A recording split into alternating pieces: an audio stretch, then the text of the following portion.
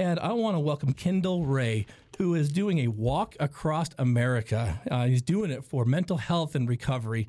We get to hear him tonight, so if you tune in live tonight, you'll see it and hear it on Addict to Athletes Facebook page and all of our social media outlets. But Kyndal, man, I've been following you for a while. People have been hounding me to make sure we made contact. It's been great. Dude, welcome to the podcast. Let's jump in and talk a little bit about, why you're doing this for mental health awareness and recovery. And tell the listeners a little bit about you and how you started this journey, man. Like, I'm so curious because here you are in Utah, having started a little over a year ago in flipping Florida. And why you left Florida right now to get here, I really want to know. Absolutely. Well, thank you, Addict Athlete, for having me. Pleasure. Just super incredible. It was really awesome being here the other night, just meeting some of the guys. So my name is Kyndal Ray, a.k.a. a walking testimony. Walking across America, like you said, from Jacksonville Beach, Florida, with my feet in the Atlantic Ocean, heading to put my feet in the Pacific Ocean in La Push, Washington State, for mental health awareness, recovery, and then Habits 365, which I'm a brand ambassador for that clothing company, and they promote practicing good and healthy habits every day of the year. Nice. Walking is my good and healthy habit that I do pretty much every day of the year. You gotten good at that, huh? Oh, really good at that. Awesome. So a little bit about me and why I decided to do this. Recovery and mental health was a big part. Just as an addict, as somebody who's dealt with depression, it was just so important. When I was in the midst of my addiction, it wasn't good. In and out of county jail, I've just been locked up so many times. Just treated my family like crap. I was, a scumbag. And it's kind of crazy that me being that scumbag led to me finding this journey, but never taking off till years later. So unlike a lot of people that do go through struggles, I wasn't raised in a bad family. I was raised in a really good family, grew up in the church. Actually, I learned how to play music in the church, guitar and piano, and I used to write praise songs and lead a church praise band. And actually, one of the guys in that church praise band was the first person that I ever started getting high with. After a while, and things just went downhill. And it got to the point where I would go to church, and I would stop playing the music. I had to leave because I was getting high in the car before I would come to practice in church. And I felt guilty, but I wasn't ready to give up the addiction. Right. So, it was kind of like, I'm still going to get high, but I'm not going to play on the church band. I don't want to be up front no more. A slow withdrawal from all that. Yeah, exactly.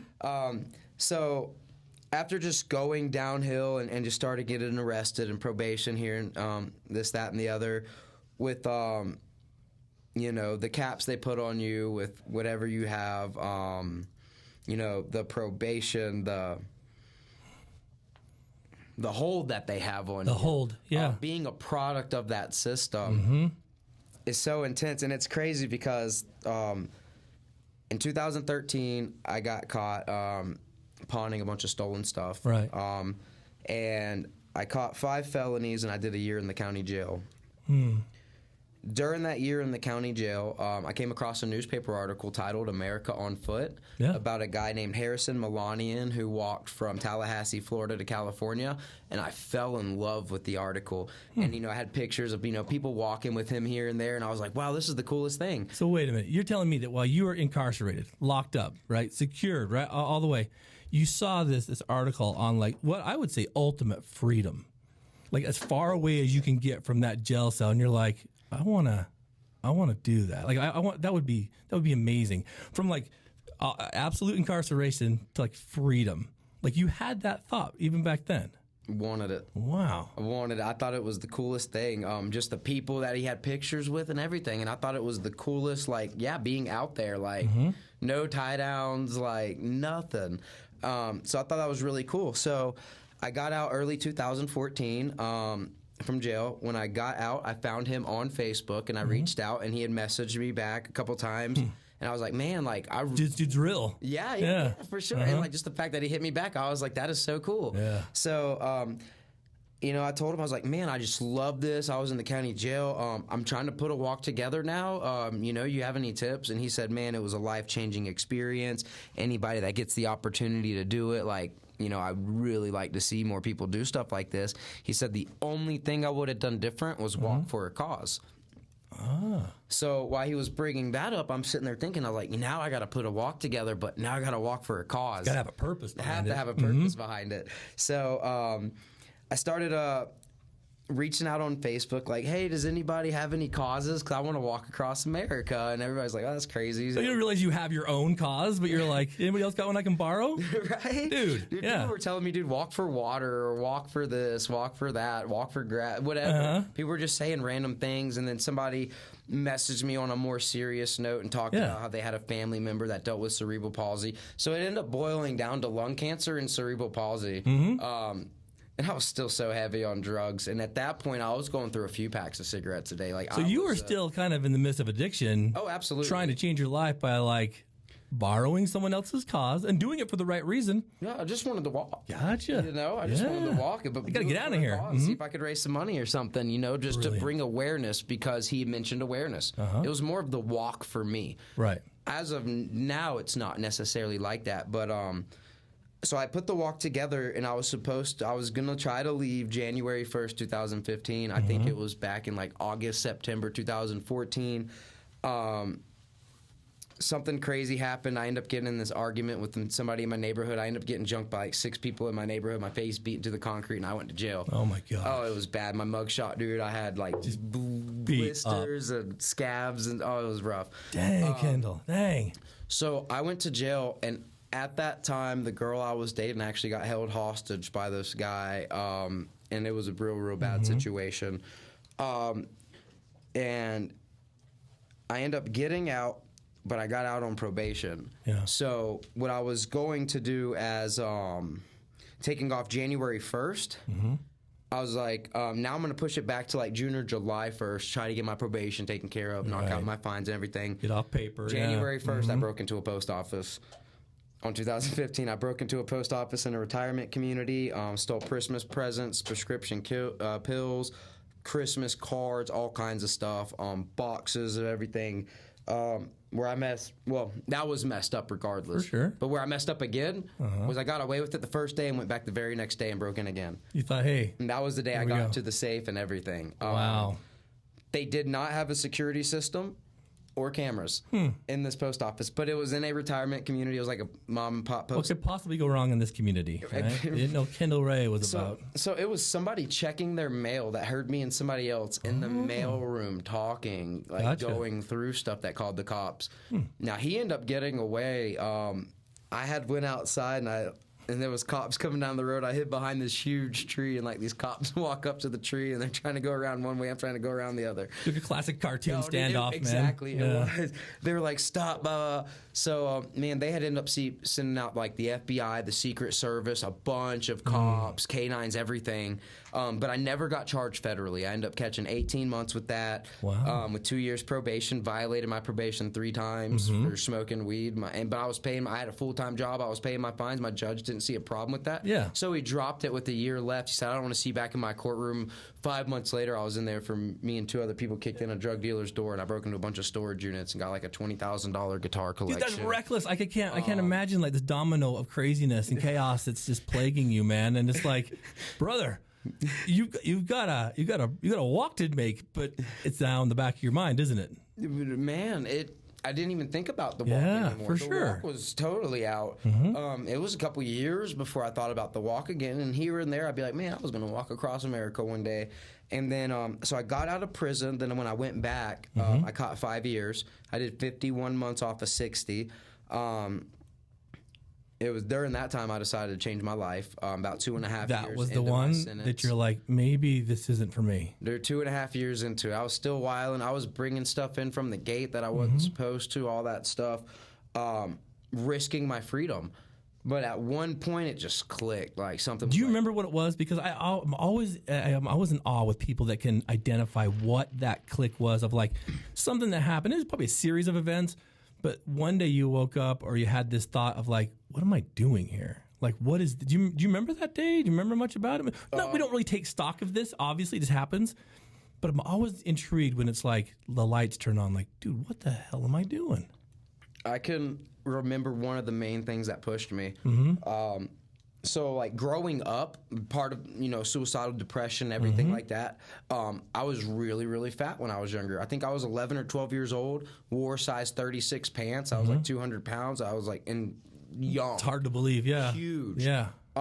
After doing drugs and everything, I had lost all the weight, but it was, here and there, whatever. And, when I went back to prison this last time, I had gained a lot of weight. Yeah.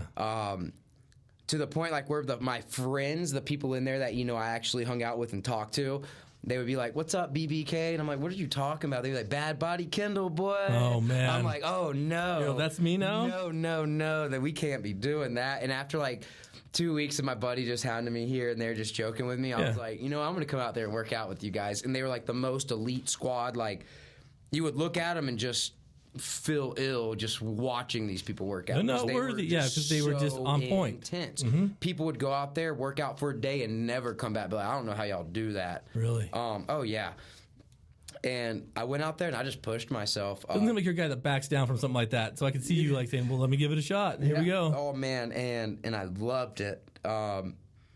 It was hard the first couple weeks, of course. But after I stuck with it, it was, 2 or 3 weeks, and then somebody was like, "Bro, I'm seeing progress," and I hadn't even seen the progress in it myself. Yeah. I'm like, "Wow, you're seeing progress? Hold on." Well, you're living with yourself. You can't tell, but everyone's like, "Dang, dude." Yeah. Yeah, so people see it before you see it yourself. And it made me feel so good that people were saying that. And next thing you know, man, I am pushing myself so hard that within 2 months I lost so much weight that people would call me Roger from American Dad because my head was too big for my body. Like, what's up with that guy? Look at that guy. Dude, that's Oh man, it's better than your first nickname. It was it was so funny. Yeah. But dude, I went from where I could barely do 10 push-ups to 200 burpees. Brilliant. Like literally 200 fucking fit, straight. Dude. Yeah. Like not even everybody I worked out with got up to that level. Right. They might be more fit in other areas. Burpees was my thing. Dude, yeah. I would just sit there and do burpees. Until I caught my hernia at the state lines. When I finished Florida, I did 10 burpees. When I finished Georgia, I did 20 burpees. Like I was trying to add it up at the state lines. Brilliant. Because I loved it. Now I don't do burpees anymore. You'd rather not, lose another couple months. So I got you. Yeah. But you felt the change in there. And that's so awesome. That's what Addict Athlete stands for. It's this thought I have about movement equals healing. And if you're just sitting around and you're just, constantly mad or upset or living kind of in the muck, you're not moving. But the minute you started to move again and say, wait a sec, push yourself a little bit, challenge yourself, and did the hard stuff, you start seeing and feeling the benefits. Movement equals healing. Right. So? It does. And just as whenever you see what you're capable of, whenever you accomplish something that you set out, even if it's something that you want to get done in 30 minutes, when you accomplish it, there's a sense of satisfaction, self-satisfaction, self-gratification in a sense. 100%. And it feels so good, and it plays such a huge role on my mental health, which also plays a huge role on my recovery, because when I see what I am capable of and what makes me feel good, I get a great feeling out of this, and a feeling that lasts longer, that makes me want to do it more to better myself instead of a short-term instant gratification. Yeah, the quick fix. For instant satisfaction. That's going to cost me money. That's going to stress me more in the long run. 100%. That's going to cause me relationships with friends and families, things like that. You've been there and done all that. All that for years. We call that erase and replace. Erase and replace. Absolutely, man. Yeah, and that's what you were doing. So you got good at doing that. Eventually, your time's going to run out. What do you do with that? Because now you're leaving a place that you started to feel, this is scary, but you start to feel comfortable at. You get this routine down. You've got this new kind of mindset. When you were released that time, it's you have to, in essence, start all over now. Well, I was something in here, but now I'm just Kyndal out here. How did you make the leap and the change? For me, a lot of people lie to kick it in prison. Yeah. But for me, how I am today is exactly how I was in prison. I believe that. I was me. On the drugs, that lifestyle wasn't me, but I was always me. I always had the personality. I always was able to talk to people, always had good communication. Anytime I've ever been locked up, I've been like the little brother of every dorm I've been in. Yeah. Everybody has always been drawn to me and like me. So with that, maybe not like everybody else, I was me. Gotcha. And that's why there's a lot of people that were locked up with me that follow this journey, that reach out to me and everything. They're like, dude, you are the real deal.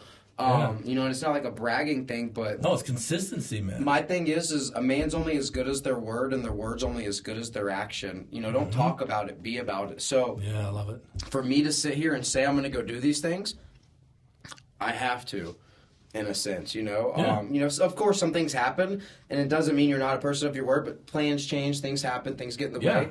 That's where communication comes into play. A lot of people 100%. can't communicate. Exactly. Unfortunately, you know, but, you know, I definitely like to tell people to communicate. Yeah, just tell them. You know, that's not that hard. Dude, I love it. So then when did the journey recreate itself in your mind? Because I don't get it, man. Like, so I was in work release. Just doing that final year, saving up some money. I had an ankle monitor on, go to the facility, back to the center. And I was talking to this girl and it didn't work out. And at that point, I realized I didn't have a girlfriend. I don't have kids. I know I'm getting out of prison without probation, and I have a little bit of money saved up.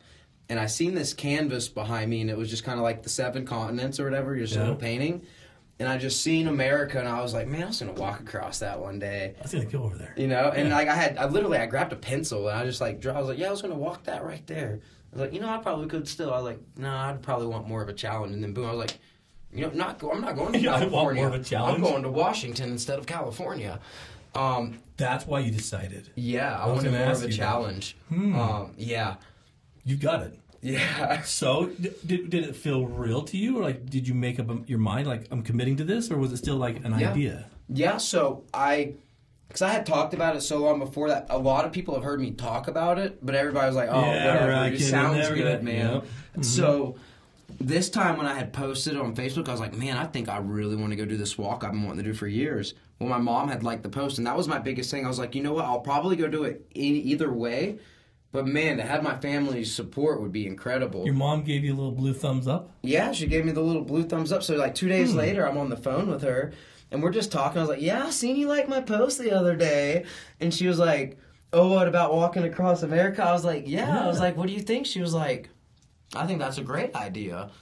And like, I was like, whoa, because I thought my mom would hit me with the, son, you're about to be 30, you're a grown adult, like, no time for fun and games, now. Like, I don't, you know, but it wasn't like that. It was like, wow, that's and then I just started putting it together, and then everything just started coming into play, and everybody was so supportive. I was like, well, now I kind of have to, even if I didn't want to. You know? One little blue thumbs up from mom was like, maybe this could be happening. But I'm curious then, your purpose, when did you start drilling down on that? Instead of going for leukemia and all that stuff. So even before that, it was almost every single day, at least 3 or 4 times a week, I was seeing a post of, you know, somebody I knew or somebody I hung out with, either like their friend or their family member, or somebody was posting about themselves, drug overdose or suicide, or a combination of both. And I was like, oh my gosh. The week I got locked up, my best friend, the first name on the shirt, is his name's Felipe. And, you know, that was the first week I got locked up. And, you know, Felipe was a good guy. Got into a bad situation, ended up getting involved in the cartel. His dad ended up catching like 45 years for whistleblowing on the government, and they screwed him in another country, all kinds of stuff. So Felipe was going through it. And I think he overdosed like 3 times in a week. One of our other buddies, mutual friend, had like brought him back twice, and the 3rd time he ended up going into coma. They couldn't get him out, and his mom pulled the plug like a week later. That was the first week you were in. Yeah. So he went into a coma 2 days before I got locked up. I was on my way to go to the hospital when I got a call from other dudes like, hey man, his mom just cut off all the visitation, whatever. And the very next day I got arrested. And then I had some add-ons, and I was in first appearance a week later, whenever another one of my buddies from the streets had been like, yeah, bro, Felipe didn't make it, man. His mom had to pull the plug. I was like, oh, man, that's horrible. Yeah. Just sitting there in handcuffs and like, golly, man. And nothing to do to be able to self-soothe, nothing to be able to help friends. Yeah, I'm about to go in front of the judge in like 5 minutes. Yeah, get it together. Oh, dude. Yeah, it was really crappy. So just seeing all of that, I was like, man, you know what? I kind of want to shed some light because, you know, I've dealt with depression. I've dealt with addiction. I'm clean now. Every month I was posting my sober month. Like, my Facebook was blowing up. People were like, dude, like, wow, nice. They never thought it'd be possible. They're like, you can do this? Yeah. Right? Because, like, I would go back on my posts from, like, whenever I had somebody get on my Facebook after I get locked up and everybody like, oh, not again. Like, bro, you're dumb. Like, people would just talk trash like, oh, of course, it's Kyndal. Yeah, of course, yeah. Standard issue. Mm-hmm. Yeah. So all of those people just started seeing the change and the reformation and were just loving it. And that motivated me myself. Yeah. I motivate it whenever people tell me that they're motivated by me, and that makes me motivated and want me to go harder. They see the good in you, and you're like, I've got this then. Like, you got people counting on you. Absolutely. You got Felipe, he's counting on you. Yeah, I mean, man. I know that he's been with you on that walk. I know. You felt it. I know you have. Oh, man, a few times. I've been out there, too. I didn't know what you're talking about. So then it was kind of a green light, and you're like, okay, I guess, you know, a blue thumb and a green light, and you're like, here we go. I guess this is going to happen. Yeah. And, I think you're crazy, man, because, like, you don't know what's out there. You've read some books, you've seen some articles, you might have plotted on a map, but you flipping gathered your stuff, put your fingers around that bar, and you pushed off. When did you do that? I took off January 1st, 2022, so I got out of prison November 6th, 2021. I was out for less than 2 months, and then I took off. Dude, that's crazy. Yeah, man. Well, and not being on probation and being able to have the freedom to do that is a blessing in and of itself. Because I'm like, dude, how did that guy get out and then go so fast? Like, that's a freaking blessing. Because if you would have had to be on a chain for a while, you may not have made it. Like, you needed to leave. Does that make sense? You needed to go see what was out there. You needed to fulfill that idea you had. What was it like when you got out of familiar territory where you're like, wait a minute, I've never been this far. I've never seen this road. This, you know, that had to be a little weird. Like, it was a little weird, but it was awesome at the same exciting time. Too, yeah. Because, so, of course, you know, I've had my addiction with drugs. Mm-hmm. My biggest addiction, which I still have to an extent, is adrenaline rush. Oh, for sure. But I was getting my adrenaline rush from breaking into houses, kicking in doors, trying to join a gang, all of the crazy stuff. Doing hundreds of burpees. See? You can get it. You get it. Doing 100 burpees to now... Instead of finding it on the criminal side, I find it with trucks coming at me 70 miles an hour on the side of the highway, and it doesn't even bother me anymore. I love it, every minute of it. It's rough, but once again, back to the mental health, I see how far I can go, how hard I push myself, how resilient I get. And lately, some people might not have even been able to see it just because I have been lodging a little bit better. More recently, first half of my journey, I camped a lot. Did you? I've had a lot of rough nights out there, hot nights in the tent, you know, rainy, stormy nights, and I sleep in a hammock with a tarp over me because my tent was broken. So it's been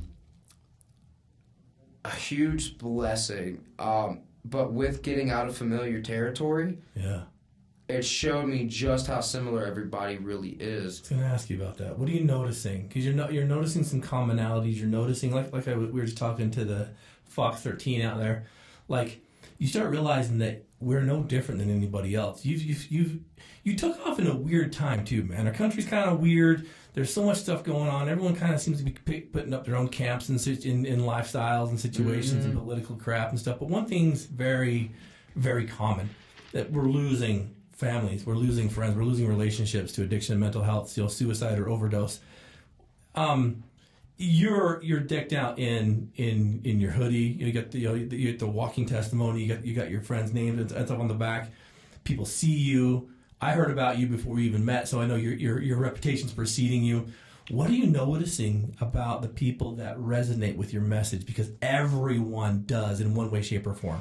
What are you noticing? So that is the cool thing about what I do is, and if I could say, I'd say everybody knows somebody that has dealt with depression and addiction, not just mental health, but depression itself, that just doesn't want to be here anymore. Everybody knows somebody, or knows somebody that knows somebody, or that personally have dealt with that. That being said, this journey shows me that there's more good in the world than bad. For me to be walking for something that is in a sense, taboo for people to talk about, but yet so common. Yeah, see? In every community, not just in America, every country, every state, every city I've been into, almost every single city, hundreds of cities, there's been somebody from almost every city say, this town's the worst in America. You've heard that, huh? In every town. Wow. So it just shows you, it's not just this town. It's not, you don't think it's just your town. I thought my town was where I came from was bad. And I came from a pretty bad, big city. And I know there's big cities that are even worse than where I'm from. Yeah. And to see it bad in these small towns and small communities, it is everywhere. But the thing is at the end of the day, if I get cut, you get cut, anybody gets cut, no matter what your skin color is, you're going to bleed red. 100%.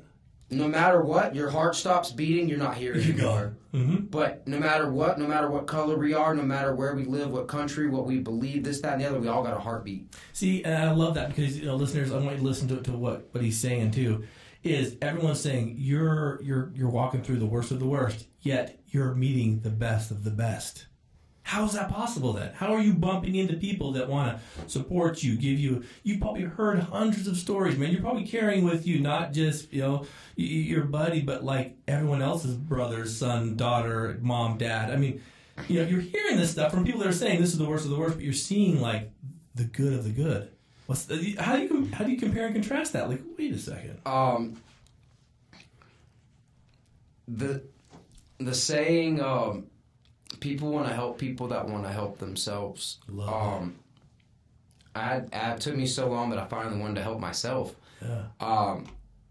They say a support system's great, but it doesn't matter if you're not ready to take charge. I've met people that don't have anybody at all, that were way worse addicts than I've met, that I've seen personally, that I've got right, and then I've seen people that have every single resource, every bit of money, every opportunity offered to them, all the support in the world, and never get right. Never get it. It boils down to having to want it. Now, meeting all these people that are just going through all these things, it's just... it's hard, man. It's just so real. Yeah, it's really real. It brings out the reality that it is everywhere, all the time, everything. And there's so many people that are still here by miracles that shouldn't be here. You probably have heard so many miracles. So many stories, man. Dang. That way worse stuff than I've been through personally. And I've put myself through some things that make me so much more blessed. Stories that I tell these people, like, share your story. Don't just tell me. Like, please go share your story with people. I had one girl in particular, I'm not going to say her name, she took me up to a canyon when I was out in Colorado, and when we were out there, she told me a very intense story, just family growing up. She had never been into drugs, but her two best friends had been on meth for like 10 years. Both of them died within like a couple weeks or a couple months apart, and then she went and picked up meth. Went really, really bad for a few months, got into a bunch of crazy stuff. And she had been through depression and like suicidal thoughts when she was younger and all that. But it boiled down to this, she ended up getting clean, and this guy she was talking to, still on his thing, was like sleeping in his car or something, had relapsed and everything. So she was telling me that one night she had wrote like 16 letters, sealed them up, addresses and everything, about to go into it that night. She said that like randomly he pulled up at her house and knocked on her door and asked her for some help. They ended up getting out in the car, going for a drive. They ended up being on a bad road at night. The car like swerved, it hit the concrete wall. When it did, the dog came from the back seat and put the car in park. It immediately ejected her out the passenger seat window, flipped the car on top of half of her body for like 5 hours. Holy cow. Yeah, like 5 hours. Or close to that. Just like, she said from the wreck to her getting life flighted out was like 5 hours. They had to bring like the jaws of life or something, like cut her out of there. But she said that it got to the point where like she's down to her last two breaths and a life flight came. Like, what do you think? And it's months later, this girl is walking with me up. I was going to say, you're up at a canyon. I was going to say, you're walking, you're sitting next to this miracle, and you're like, it's kind of funny, man. God didn't want you playing guitars and writing music. He wanted you out doing this. Does that make sense? And I'm thinking, dude, these people trust you. They don't know you, but they feel you, right? Your heart's beating the same rhythm. And for some reason, I'm like, I can only imagine, like you're thinking, you're a miracle. And she's probably thinking, dude, you're amazing. And you're like, yeah, what are we sitting here for, right? Like, you probably see that so much time. I was like, guys, get out and share your story, like, change the world. All the time. Move. Man. All the time. Dude, that's nuts. And I don't know if, like, you hear me in the morning when I pray. Yeah. I don't know if you heard my morning prayers. They're really repetitive, but one of the things I pray is that, that God will turn the pain into a positive pain for people to be willing to go out and advocate in their own ways against the things that are destroying the lives. We talk about that on Addict Athlete, turning your mess into a message. That's what you do, and that's what it's about.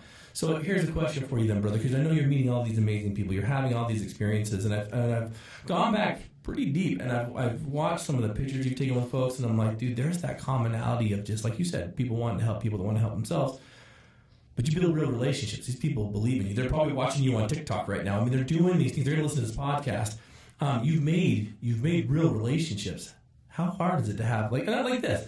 You've made a huge impact on Team Addict to Athlete just by spending a couple days with us, but you're leaving. So, like, how do you keep moving? You know what I'm saying? Like, wow, this is utopia. I think I'm going to stay here. Like, you have a mission to accomplish, obviously. But, dude, you have to build relationships, and then you have to leave. You have to have those experiences in Colorado in the canyon with this gal, but then you have to leave. What's that like? Some days it stinks. Some days it's like, man, I do not want to leave all this good stuff behind. But then, like, because in the back of my head, because people still reach out and message me, even from, like, the first week of the journey. Yeah. And it gets hard to keep up with, especially as the following's growing. I get so many messages every day, and sometimes if I don't respond, people send me paragraph after paragraph after paragraph, and it gets overwhelming. Yeah. So what I'll do is, even if I don't respond, every once in a while I'll reach out to these people and say what's up. But most of the time, that's why I post on social media. That's why I don't give everybody my phone number. I'll be like, yo, go follow me on here. Yeah. Because comments and stuff, even if I don't respond to everything individually, I still read everything. For sure. And a lot of times it's repetitive questions, and it's like, oh. That's why I saw your questions, the big Q&A you post. I'm not going to ask them any of those questions. I've heard those before. Yeah. Which is fine. But it's true. But you do. You have to leave. And I'm thinking that's one of the hardest things because, dude, like it or not, I can tell you're an empath. I can feel that love that you have inside just for yourself, for the people around you. And those are real relationships. You have to leave. So I'm like, you're kind of like, think about that for a minute, listeners. Can you imagine getting into a situation where you love where you're at, you love the people you're around, but then you're like choosing to say, well, hey, we'll see you later. Goodbye. Like, I love it because it's a lot like, I don't want to say it's weird, it's a lot like addiction. Like, it served a purpose, and it made things better while it did, but then it didn't. But you had to leave it. Nothing's here to stay. Like you said, none of us make it out of this life alive. So there's more people for you to meet. There's more experiences for you to be had. And when you're done with your journey, who's to say that turn around and go, I don't know, but like, they're real relationships. So they're still there, but that's got to be a mind screw sometimes. Absolutely. It is. And one of the biggest ones that I had, I was in Paris, Arkansas, and this lady that lives in Texas reached out to me. I didn't even know there was a Paris, Arkansas. That's amazing. Yes. I was like, yeah, I made it to Paris. So a lady reached out to me. She's like, hey, I live in Texas. She was like, but my husband, military guy, he just tried to take his life yesterday, and he's out in Paris, Arkansas right now. She was like, would you be willing to meet up with him if he'd come out to your hotel? She's like, I will tell him about you. I was like, yeah, that's fine. So he ended up coming out to my hotel, man. His name was John. We sat in the back of his truck drinking Coca-Colas, man, for like 3 hours or something, just talking forever in the back of his truck. The next morning, we were supposed to go hang out. He ended up texting me. He's like, bro, I left at 4:30 this morning on my way back to my family. I was like, heck yeah, bro, awesome. So we went back to his family. He was doing great for a while.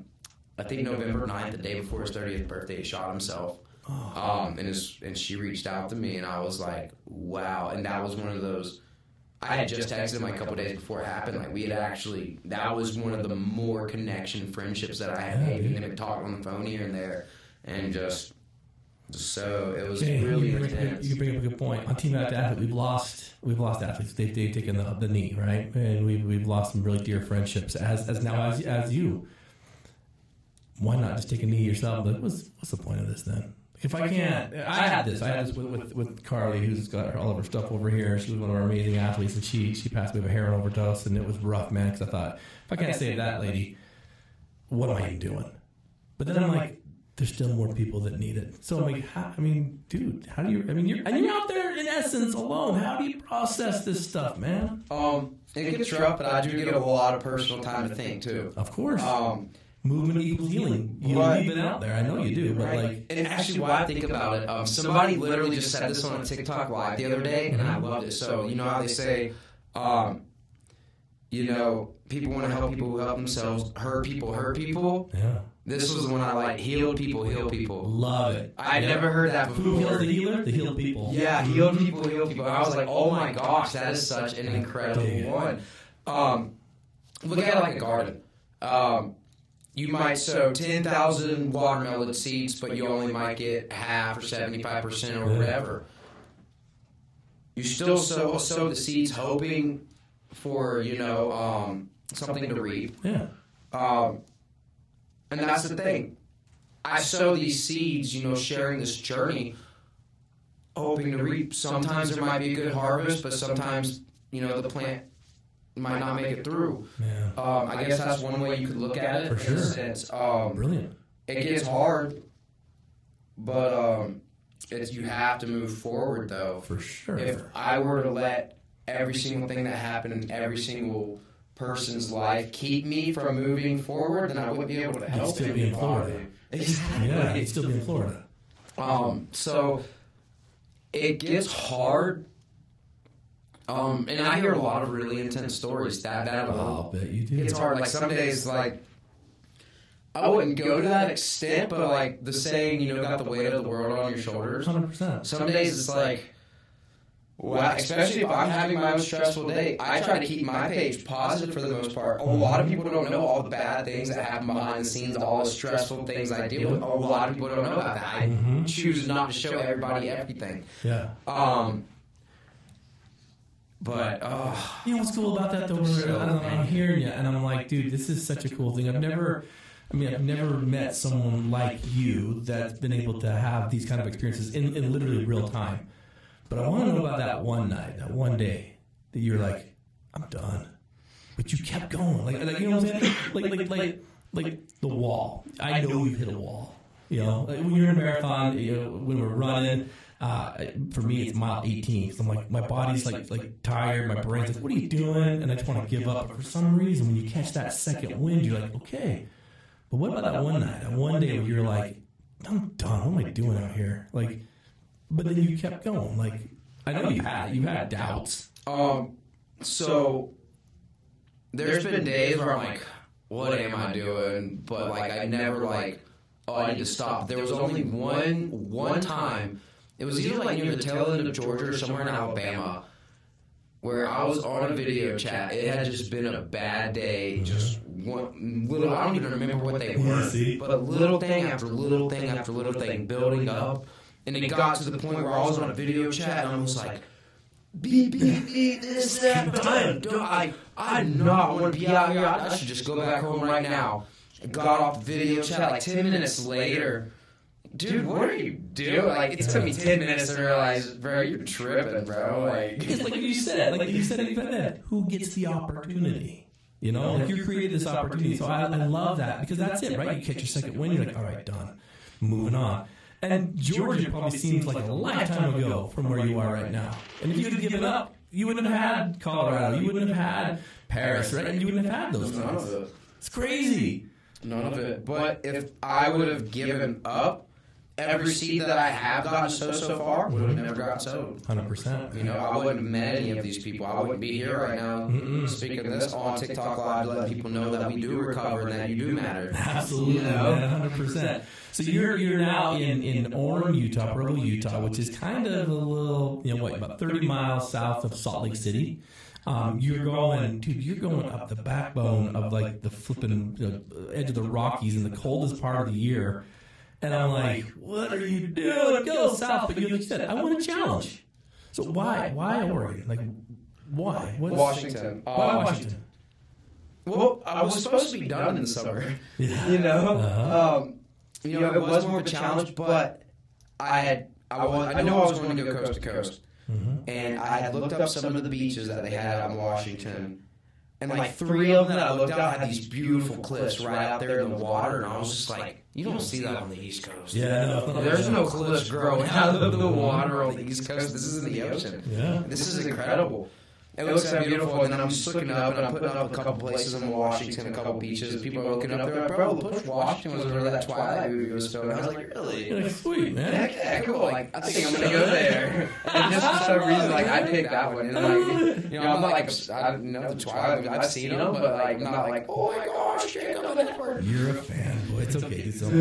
No, that's cool though. But that's the thing, right? You're gonna hike all the way down to put in the Pacific Ocean, but that's it. You're gonna do it. And I love the fact that you're doing the hard part. I've heard. There's a race across America. They start in I think like what Southern California all the way to like New York or something, you know. But you're like, no, man, like, dude, the Rockies. You just barely peeked over the Rockies, like just barely, you know, just barely. That could have been pleasant. What was that like? Because I think like, you know, oh, flat and like a little hilly, and then all of a sudden, boom, Colorado, Utah. What was that like? Well, I can go ahead and say this. For the walking, I already love Utah compared to Colorado. We're lucky out here. The whole time I was in Colorado, everybody's like, what's your favorite state so far? And I was like, Colorado, just not for the walking. Yeah. I could not stand the walking. Especially after having surgery and being out there in the winter, in weather I had never experienced before. Yeah, Florida boy. Oh, yeah. I had never seen snow fall out of the sky until November 11th. As he's here today, our high, I think it was like 1, 2, maybe? No, that was the low. The low? The low. The high was not above the 30s. It was like somewhere in the 20s today. But it was like, what the F is this, man? But it didn't feel as cold as it was today. It's a dry cold. I've had days where it was like 30, and it felt like it was negative 10. And then like that 0, and it says the wind chill feels like negative 10. It felt like 20 today for some reason. You're an Iron Man. So you popped into Utah, and I've seen you've had some experiences here. Like, I love the fact that you'll say, hey, I love the fact you're not crushing it. You're taking your time, because that's where the real things happen. Like, what have you done that's been like, wow, this is epic? Like, remember something you went to Moab? I love that. Yes. Oh, man. Remember a place of mountain biking? Yeah. Moab was absolutely incredible. So on Facebook, I had a guy reach out, and he was like, hey, man, like, I'm the manager at this hotel. It's a little resort or whatever. Like, if you want to stay here, we got you. I was like, okay, cool. So, like, when I finally made it in town a couple days later, like, yeah, man, I'm about to pull up. He's like, I'm not there right now. Just my coworkers there. I already told him what's going on. Just tell him how many nights. I was like, what? So I walked in. So instead of he was like, what? He was just like, yeah, how many nights am I putting in, man? And I was like, wow, really, really cool. So it was really, really nice. And while I was there, Tandem Base Moab reached out, a guy named Matt, professional skydiver, reached out, was like, hey man, like, dude, I just came across your page, I love your journey. He's like, we'd like to donate, we'd like to give you a base jump, you know, this is how much it is, like, if you'd like, let us know. So, like, what? After being hit up, like, 3 days, within 3 days of being messaged about it, now I'm jumping off 400-foot cliff dressed as Forrest Gump. Oh, I saw it. Like, Mercedes dressed as Forrest Gump. That's freaking genius. Down there in Canyonlands. And you did it. Oh man, that was talk about getting out. There's your rush for the day, right? I can't wait to do it again. I tried to actually plan it for me and my girlfriend for Valentine's Day and call and see if we can get it, but I just don't even. It's a little pricey, so I'm not sure if we'll be able to make it, but in the future I'll do it again. That's awesome, man. So you've seen some amazing things, and you've been to some interesting places. You've got a lot of like area to still cover. You know, when you're going through all of these things, and like I said, you have a relationship, you got a girlfriend out there. What is she thinking about this? Is she like, what are you doing? You done yet, or like what? So she's a huge supporter of the journey. I met her in Oklahoma on my journey as I was going through. So you found your girlfriend on the journey. I did. Man, that's amazing. I met her on the journey. That wasn't the goal. No, but you're like, this is an interesting little situation. And it's funny because I have a buddy who told me, like, before I ever took off, when I was in work release talking about this journey, he was in work release with me. He was like, bro, you're going to find a girl in Oklahoma. And it was the funniest thing. And, like, I met a girl in Oklahoma. He was like, I told you. Dude, that's nuts, man. That guy, he better. Oh, he called it off. That professionally, He caught it good. So, was you just someone that saw you, or what? Like, how'd that go down? So, girl started, going through the town, posted in the page, started like blowing up, or not blowing up, but like, tell someone, checking the page pretty hard.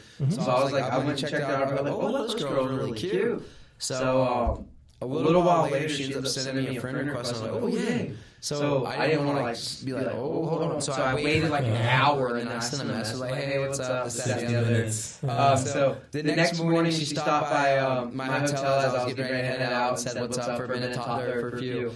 And then I ended up taking off to the Great Salt Plains, which wasn't far from where she lived. And she came out to that state park like twice to see me over the weekend. And, we just enjoyed each other's company and all that. And then she came and saw me in Kansas like 2 or 3 times. And, then we just started really liking each other. But I told her, like, I was like, hey, like, I do really like you, but this journey is the most important thing. Like, this is, and completely understood. Yeah. So, I mean, yes, it does get hard some days, but we video chat every morning, every night, talk throughout the day. So does make it a little bit easier. For sure. The fact that she is flying out. Well, Valentine's Day is like just a few 2 weeks yeah, away, right? Like 2 weeks away. 14 days. She'll be here on the 12th, man. Dude, so I'm excited. Well, you'll still be here, so if you guys need a ride, let us know. Yeah, for sure. So, brother, I love what you're doing. I'm excited to hear you talk to the athletes tonight. They are eager to hear from you. And Marissa's like, yeah, he's like nervous to slow the story down because you've only got like a certain amount of time to like tell your story. What message do you kind of like always leave? Is there something that you kind of always give the town, the people that you meet? Is there kind of a standard issue like thing that you want to leave on their hearts when you go? If I were to say that there was a mission statement for the journey, which is a pretty bold mission statement, I can't really say it everywhere. But I started with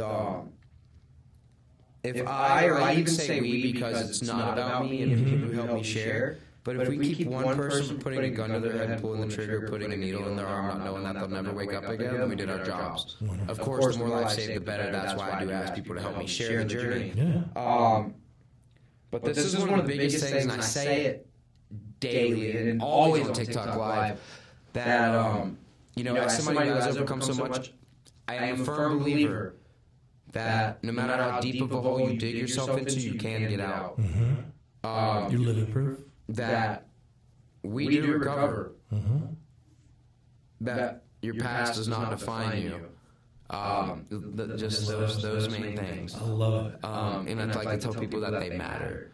I've seen a few of your posts where someone's holding a sign that says you matter. That was me, man. Yeah. I did that for Christmas. I got in for Christmas. I had 3 different people like invite me over to their houses to do something, and I didn't want to like go to one and not go to others. So like I didn't want to go to anybody's house. So I was like, man, I'm so bored. What am I gonna do? So I was like, I'm gonna go let people know that they matter. So I drew up a You Matter sign, just went out and held it on the side of the road on the highway.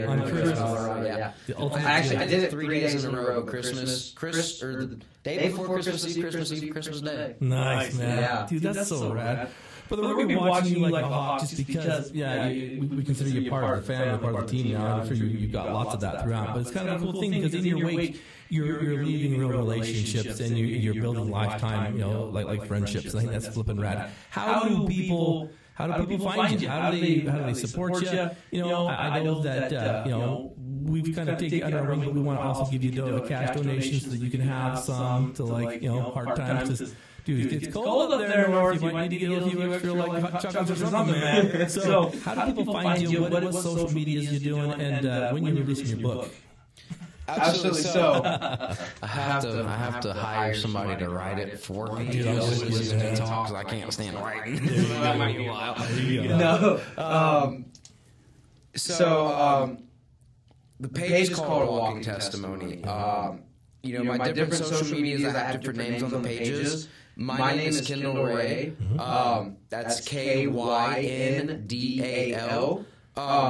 If you were to just type in Kyndal Ray with a space in between, not like my TikTok name. My TikTok name is Kyndal Ray, all one word with 2 Y's.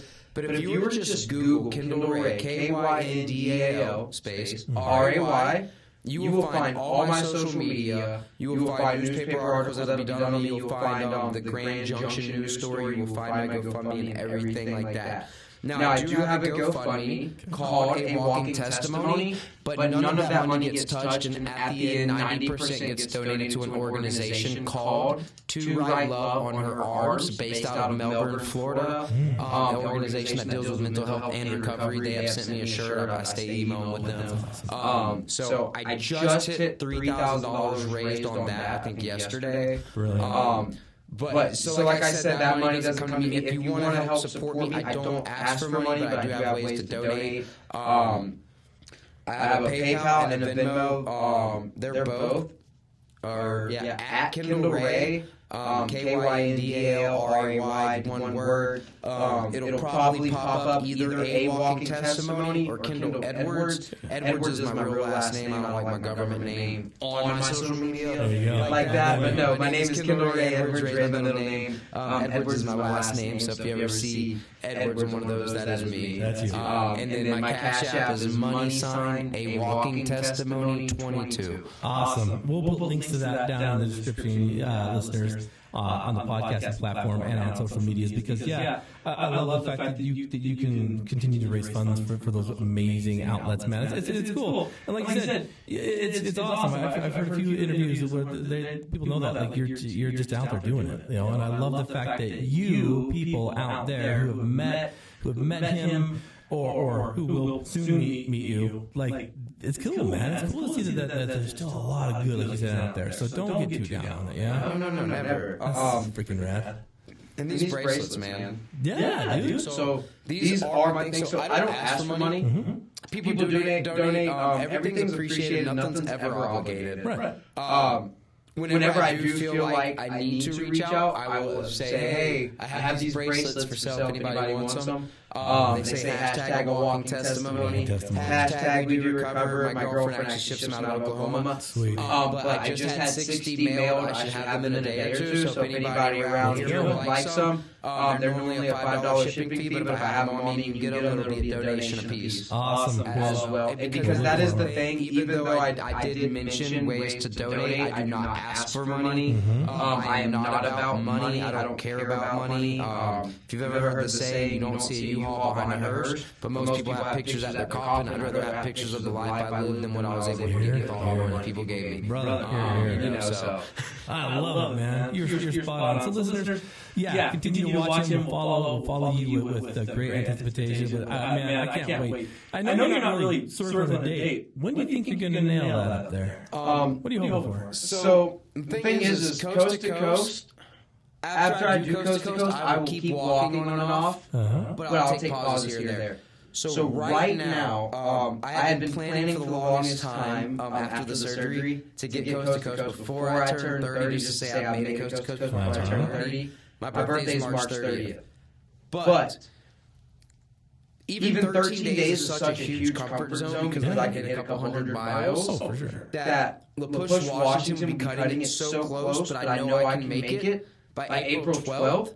And the significance of April 12th is my 4-year drug-free day. Awesome. So that's going to be the day.